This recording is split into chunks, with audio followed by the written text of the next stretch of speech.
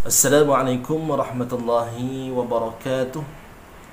Alhamdulillahi rabbil alamin. Wassalatu wassalamu ala asyrafil anbiya'i wal mursalin Sayyidina Muhammad wa ala alihi wa sahbihi ajma'in. Allahumma salli ala Sayyidina Muhammad wa ala ali Sayyidina Muhammad. Sidang muslimin yang dikasihi dan dirahmati Allah sekalian, alhamdulillah kita merafak syukur di atas segala kurniaan Allah Ta'ala kepada kita, yang memberikan kita kekuatan dan juga kesihatan untuk kita terus berada dalam bulan Ramadan pada kali ini, untuk kita memenuhkan saat dan detik Ramadan dengan pelbagai amal ibadah, sama ada ibadah itu berbentuk ibadah yang fardu ataupun ibadah-ibadah yang sunat. Dan kesemua ibadah ini kita lakukan dengan tujuan untuk kita bertaqarrub, mendekatkan diri kita kepada Allah Subhanahu wa taala. Di samping apa yang penting adalah untuk kita mendapatkan mardatillah, iaitu keredaan Allah Subhanahu wa taala. Bila Allah Taala redha pada hamba-Nya, maka tempatnya adalah di syurga nanti, dan itulah yang kita impikan, yang kita hajati. Mudah-mudahan apa yang kita impikan itu akan tercapai dan akan dikabulkan oleh Allah Subhanahu wa taala, insya-Allah. Sidang muslimin yang dikasihi dan dirahmati Allah sekalian, pada pertemuan kali ini ingin saya membicarakan tentang satu institusi yang penting dalam umat Islam, dalam Islam, iaitu masjid. Masjid, saya katakan bahawa adalah institusi dalam Islam yang sangat penting, sehingga kan institusi masjid ini dia adalah simbol kekuatan kepada umat Islam.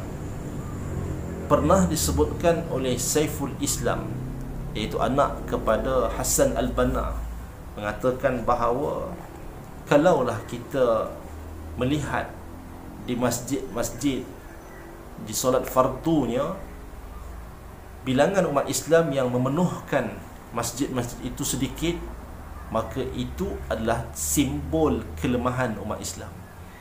Sebaliknya, kalau kita melihat pada solat fardu di masjid, bilangan umat Islam ramai, maka disitulah kita akan melihat kekuatan umat Islam.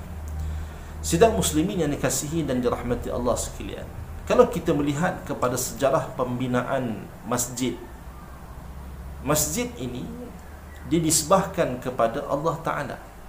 Bila kita sebut masjid, maka kita menyebut bahawa masjid ini merupakan rumah-rumah Allah Ta'ala di atas muka bumi.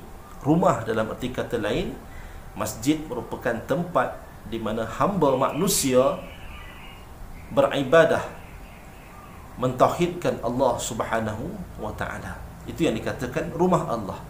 Dan perkara ini dinyatakan oleh Allah Subhanahu wa taala dalam Al-Quran surah Al-Jin ayat yang ke-18. Allah Taala menyebutkan wa annal masajida lillah fala tad'u ma'allahi ahada, dan sesungguhnya masjid-masjid itu adalah kepunyaan Allah. Maka sebab itu kita sebut Baitullah, rumah-rumah Allah. Dan kata Allah lagi, fala tad'u ma'allahi ahada, dan janganlah kamu seru dan sembah sesiapa pun bersama-sama dengan Allah Ta'ala. Maka masjid ini tempat manusia beribadah kepada Allah, dan di situ ada larangan supaya jangan mensyirikkan Allah Subhanahu wa taala. Jadi jelas kepada kita bahawa masjid ini adalah buyutullah ataupun Baitullah, rumah-rumah Allah di atas muka bumi. Dan kalau kita lihat sejarah pembinaan masjid ini, masjid yang mula-mula sekali dibina di atas muka bumi ini ialah Baitullah, iaitu tempat di mana ada di sekarang ini Masjidil Haram di Makkah sana. Dan Allah Ta'ala menyatakan dalam surah Al-Imran ayat yang ke-96, inna awwala baitin wudi'a lin-nas lalladhi bi Bakkah mubarakan wa hudan lil alamin.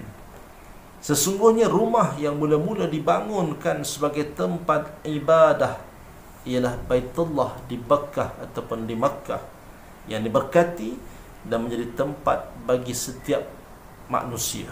Ya, surah Al-Imran ayat 96, Allah Ta'ala jelaskan di situ bahawa rumah Allah Ta'ala di atas muka bumi ini yang kita sebut sebagai masjid ataupun Baitullah, tempat ibadah, ialah Baitullah yang terletak di Mekah sana.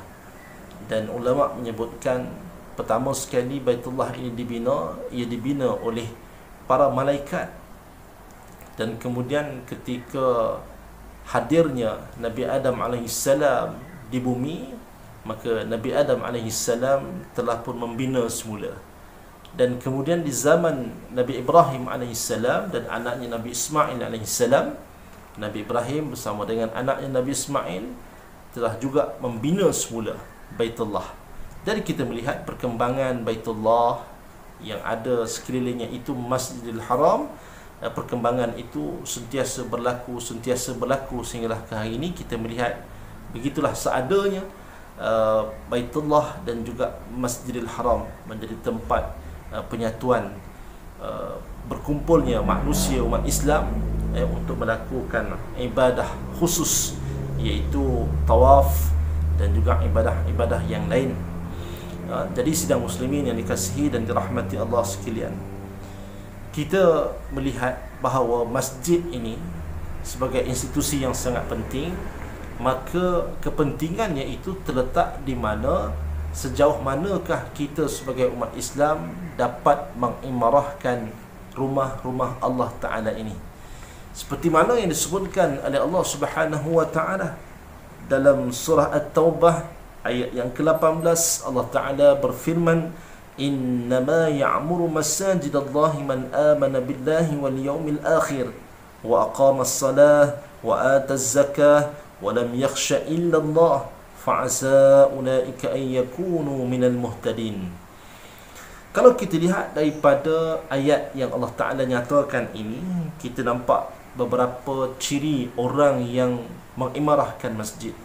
Allah Ta'ala berfirman, hanyalah orang-orang yang memakmurkan masjid-masjid Allah itu ialah mereka yang beriman kepadanya dan hari kemudian, serta tetap mendirikan solat, menunaikan zakat, tidak takut melainkan hanya kepada Allah Ta'ala. Dan mereka orang-orang yang diharapkan termasuk dalam golongan yang mendapat petunjuk daripada Allah Subhanahu wa Ta'ala. Orang yang boleh mengimarahkan masjid, siapakah orang yang boleh mengimarahkan masjid? Bila kita sebut mereka yang boleh mengimarahkan masjid ini, pada saya ada 3 golongan yang disebut sebagai orang yang mengimarahkan masjid. Yang pertama adalah di kalangan jawatan kuasa masjid itu sendiri.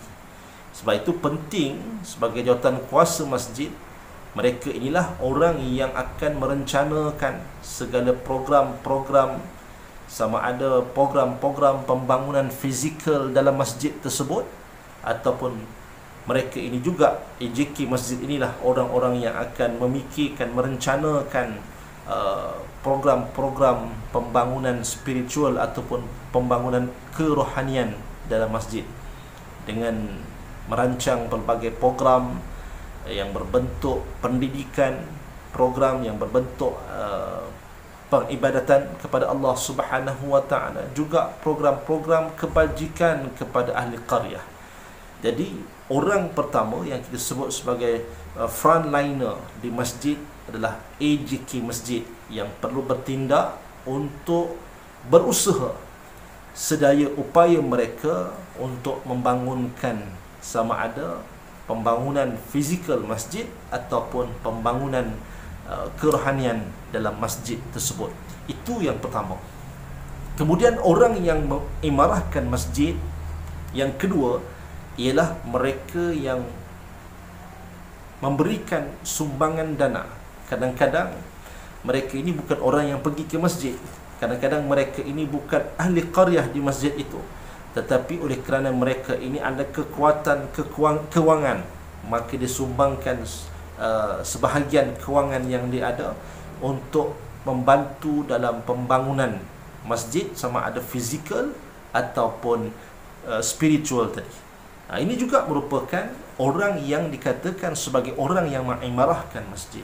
Dan golongan ketiga yang mengimarahkan masjid ialah ahli qaryah, yang datang ke masjid untuk melakukan ibadah-ibadah seperti solat berjemaah, yang datang ke masjid untuk menuntut ilmu, datang ke kuliah, mendengar ceramah-ceramah, dan juga orang yang datang ke masjid untuk program-program yang telah pun dijadualkan ataupun yang telah pun dilaksanakan di masjid-masjid. Jadi tiga golongan inilah pada saya, mereka lah yang dikatakan sebagai orang yang mengimarahkan masjid, orang yang mengimarahkan rumah-rumah Allah Ta'ala. Jadi kalau kita lihat pada ayat tadi, Allah Subhanahu Wa Ta'ala, ketiga-tiga golongan ini, siapa dia? Mereka lah orang-orang yang beriman kepada Allah Subhanahu Wa Ta'ala dan juga beriman kepada hari kemudian.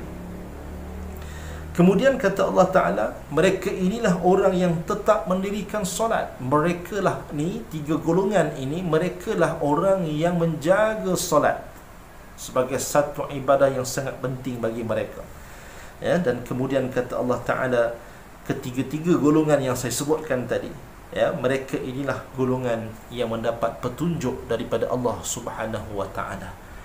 Mendapat petunjuk, orang yang menjadi AJK tadi mendapat petunjuk untuk mereka ini merencana dan menjadualkan program-program pengimarahan. Begitu juga dengan orang yang memberikan sumbangan kewangan, juga mereka ini diberikan petunjuk oleh Allah Ta'ala untuk mendorongkan hati mereka, menginfakkan sebahagian harta mereka untuk pembangunan masjid. Dan golongan yang ketiga tadi juga diberikan petunjuk oleh Allah Subhanahu Wa Ta'ala untuk mereka ini hadir ke masjid, untuk memberikan sokongan dengan hadir ke program-program yang telah pun direncanakan oleh pihak jawatan kuasa masjid. Jadi tiga golongan ini adalah orang yang mengimarahkan masjid, dan mereka inilah yang disebutkan oleh Allah Subhanahu Wa Ta'ala dalam ayat surah At-Taubah ayat yang ke-18 tadi. Sidang muslimin yang dikasihi dan dirahmati Allah sekalian, dalam banyak hadis Nabi SAW, Nabi banyak menyatakan tentang kelebihan-kelebihan orang yang mengimarahkan rumah-rumah Allah Ta'ala di atas muka bumi ini.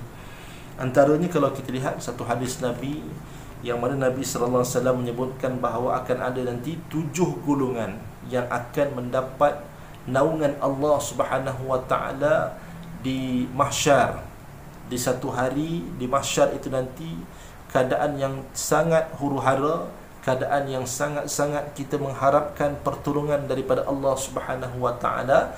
Di situ nanti akan ada 7 golongan yang akan mendapat pertolongan, naungan Allah Subhanahu Wa Ta'ala.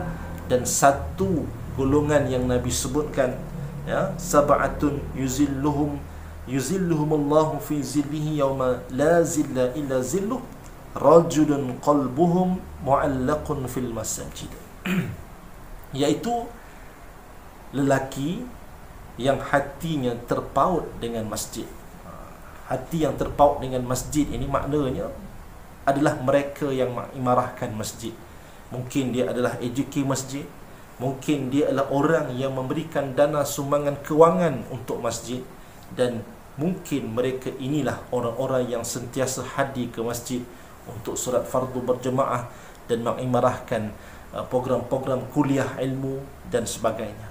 Jadi golongan yang dikatakan mengimarahkan masjid inilah yang akan mendapat naungan Allah Subhanahu Wa Ta'ala di hari mahsyar nanti. Sidang muslimin yang dikasihi dan dirahmati Allah sekalian, dalam hadis yang lain, Abu Hurairah radhiyallahu an menyatakan bahawa Nabi sallallahu alaihi wasallam bersabda, sesungguhnya para malaikat akan sentiasa berdoa kepada setiap seorang daripada kamu selama mana dia masih tetap pada tempat solatnya di dalam masjid dan tidak berhadas.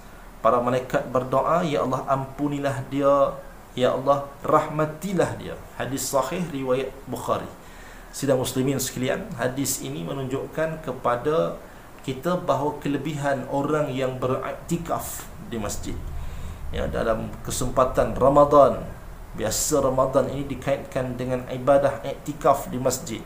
Walaupun sekarang ini dalam tempoh PKP ataupun PKPB, ya, kita tidak dibenarkan untuk datang mengimarahkan masjid, tapi kita nak mengambil sempena Ramadan ini supaya kita dapat bermuhasabah sejauh mana kita sebelum ini telah pun mengimarahkan masjid. Kalau kita ada orang yang mengimarahkan masjid sebelum ini, berazam dan bertekadlah selepas habis daripada tempoh PKP, kita akan jadi orang yang terus mengimarahkan masjid. Kalaulah bukan sebelum ini kita orang yang bukan mengimarahkan masjid, maka juga kena berazam selepas daripada tempoh PKP ini kita nak menjadi orang masjid, kita nak menjadi orang yang mengimarahkan masjid rumah Allah Ta'ala. Jadi muhasabah dalam tempoh Ramadan yang kita ada. Ya, jadi untuk iktikaf tadi Allah Ta'ala berikan satu jaminan, orang yang beriktikaf di masjid maka malaikat akan sentiasa berdoa ke atasnya untuk dapat apa? Keampunan dan juga rahmat daripada Allah Subhanahu wa Ta'ala. Kemudian kalau kita lihat dalam hadis-hadis yang lain, begitu juga dengan satu firman Allah Ta'ala dalam surah yang sama, ada surah Ali Imran, iaitu ayat yang ke-97. Allah Ta'ala menyebutkan, وَمَنْ دَخَلَهُ كَانَ آمِنًا, siapa yang masuk ke dalamnya itu mana? Iaitu Baitullah, rumah Allah Ta'ala, masjid, pasti mereka ini akan berasa aman dan selamat. Ya, jadi orang yang mendapatkan ketenangan, keselamatan, ketentraman dalam hatinya, maka di manakah tempat yang terbaik? Maka tempatnya adalah di masjid, di rumah Allah Subhanahu wa Ta'ala. Dan ini jaminan Allah Ta'ala, siapa masuk ke dalam masjid, maka Allah Ta'ala akan berikan dia keamanan, Allah Ta'ala akan berikan dia keselamatan. Sidang muslimin yang dikasihi dan dirahmati Allah sekalian, jadi sebagai akhirnya kita bermuhasabah pada diri kita. Semoga kita berazam untuk menjadi orang yang mampu untuk mengimarahkan masjid. Kalau kita tak mampu untuk menjadi jawatan kuasa, menjadi frontliner masjid, mungkin kita boleh menjadi orang yang mampu untuk memberikan sumbangan kewangan kita kepada masjid, agar pembangunan masjid, sama ada fizikal ataupun spiritual, itu dapat dilakukan. Ataupun kita tak mampu nak jadi frontliner masjid, kita tak mampu nak jadi AJK masjid, kita juga tak ada kekuatan kewangan, tidak ada sumber kewangan yang boleh kita infakkan ke masjid, maka jadilah golongan yang ketiga, iaitu golongan yang turut serta mengimarahkan dengan cara hadir ke rumah-rumah Allah Ta'ala, memberikan sokongan untuk kita hadir ke sembahyang fardu secara berjamaah, ataupun kita hadir kepada kuliah-kuliah ilmu yang telah pun dirancang oleh pihak masjid. Semoga dengan perkongsian ini kita dapat terus meningkatkan amal ibadah kita dalam bulan Ramadan khususnya, dan pada bulan-bulan yang lain, dan kita ada keazaman untuk mengimarahkan masjid di masa akan datang insya-Allah. Semoga bermanfaat. Aku qouli hadza, astaghfirullahal azim li wa lakum. Wassalamualaikum warahmatullahi wabarakatuh.